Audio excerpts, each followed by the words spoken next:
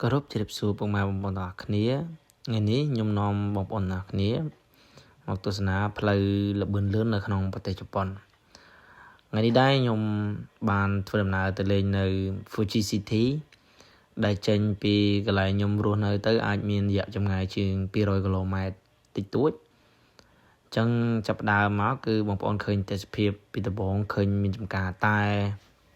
ឃើញភ្នំ Fuji ហ្នឹងគឺនៅលើផ្លូវល្បឿនលឿនដែលយើងអាចហៅថា highway ចឹងចាប់ផ្ដើម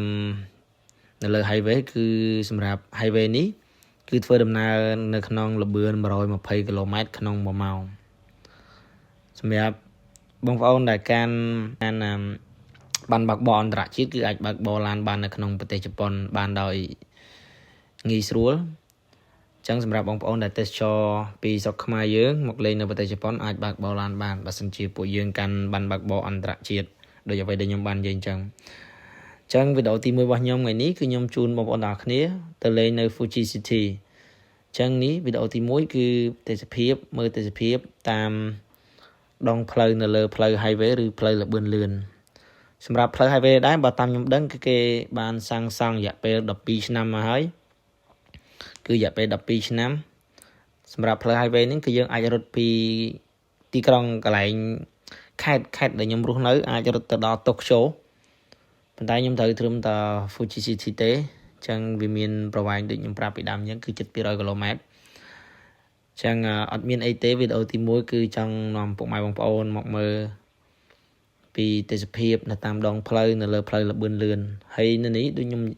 ដូចឃើញជាក់ស្ដែងគឺសម្បូរទៅដោយផ្លូវក្រំដីគឺសម្បូរមែនតើគឺ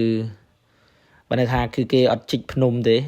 គឺគេអត់ជីកភ្នំប៉ុន្តែគេចោះពីខាងក្រោមគេខួងមិនចាស់ឲ្យសំទោសខួងគេខួងពីខាងក្រោមអញ្ចឹងគឺងាយស្រួលក្នុងការធ្វើដំណើរដែរហើយផ្លូវដែលខ្ញុំថតខាងមុខនេះគឺសហ្នឹងព្រិលគេទប់នឹងសម្អាតហើយពួកយើងបាន check ព័ត៌មានមុនធ្វើដំណើរមកដែរព្រោះតែមានព្រិលយើងបើកបរកើតទេបងប្អូនអញ្ចឹងយើងមើលទៅដល់ Fuji City ខ្ញុំនឹងថតវីដេអូឲ្យទាំងអស់គ្នាមើលបន្ថែមទៀតព្រោះគោលដៅរបស់ពួកខ្ញុំគឺខ្ញុំទៅថតប្រាសាទនៅលើភ្នំមួយដែលមាន view ភ្នំ Fuji ហ្នឹងហើយអញ្ចឹងចាំពេលទៅដល់ខ្ញុំនឹងឲ្យបងប្អូនពុកម៉ែទាំងអស់គ្នាមើលបន្ថែមទៀតហើយនេះគាត់ទៅទេសភាពផ្លូវបដាអញ្ចឹងជួបគ្នានៅវីដេអូទី2អញ្ចឹងបងប្អូនអាចមើលបានអីមាន comment អីជួយណែនាំខ្ញុំផងព្រោះខ្ញុំចេះតែធ្វើទេវីដេអូគឺអត់ដឹងធ្វើវាអីកាលវិទេសភាពខ្ញុំចូលចិត្តថតរូបអញ្ចឹងដូចបងប្អូនមើលទៅគឺតាមដងផ្លូវគឺសក្បោះអញ្ចឹងយើងចិត្តដល់គោលដៅអីអញ្ចឹងយើងដល់កន្លែងអានេះគេហៅថាចូលផ្លូវល្បឿនលឿនមួយទៀត highway មួយទៀតសម្រាប់ទៅ straight ទៅភ្នំ Fuji បាទអញ្ចឹងជួបគ្នានៅវីដេអូទី2បងប្អូន See you ហើយអរគុណច្រើនសម្រាប់ការតាមដានទស្សនាវីដេអូរបស់ខ្ញុំអរគុណជួបគ្នានៅវីដេអូទី2បាយបាយ